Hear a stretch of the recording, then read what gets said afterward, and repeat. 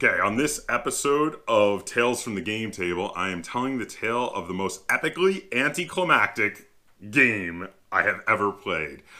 Possibly the most epically anticlimactic game of all time.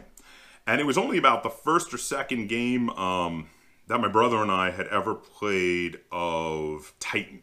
And this was back in the day. So if you're not familiar with Titan, Titan is kind of like you're playing out a giant fantasy war with many possible battles happening, but it's weird because you have this big board with all these symbols around it and different paths. And you do a bit of roll and move. You roll a die, and then each one of your armies can move that many spaces.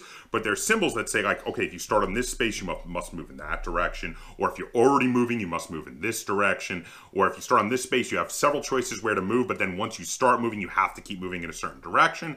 And if your army runs into certain other armies, you'll have to fight them. And then you had a separate little boards. There was a pack of separate little boards that you would pull out and you would actually fight out the battle on. But while you're moving around and not battling, there was this very interesting thing where you could reveal units from your army, be like, okay, I have 2 centaurs, so I can get a lion.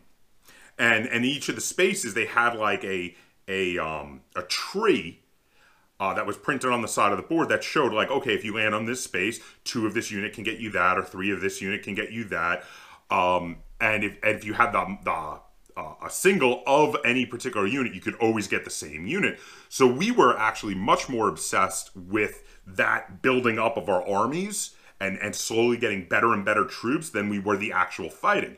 So it was only like the first or second game we had played of it, and we played for about 4 hours without a single fight. Not a single fight happening. And in fact, every time there was the possibility of our armies running into each other, we would avoid it. Because all we seemed to be caring about was building up our armies and getting bigger and badder troops. And the first time a fight actually triggered, I had my Titan in the fight. Which, if you lose your Titan, he's like the king in chess. You lose the entire game. And I'm guessing that based on the title of this video, you can gather what happened. My brother managed to gang up on my Titan, and he took him out. And we had played a more than 4-hour game of Titan. It felt incredibly epic, and yet so anticlimactic, because the very first fight we got in, I lost my Titan and lost the game of Titan in the first battle of a 4-hour game.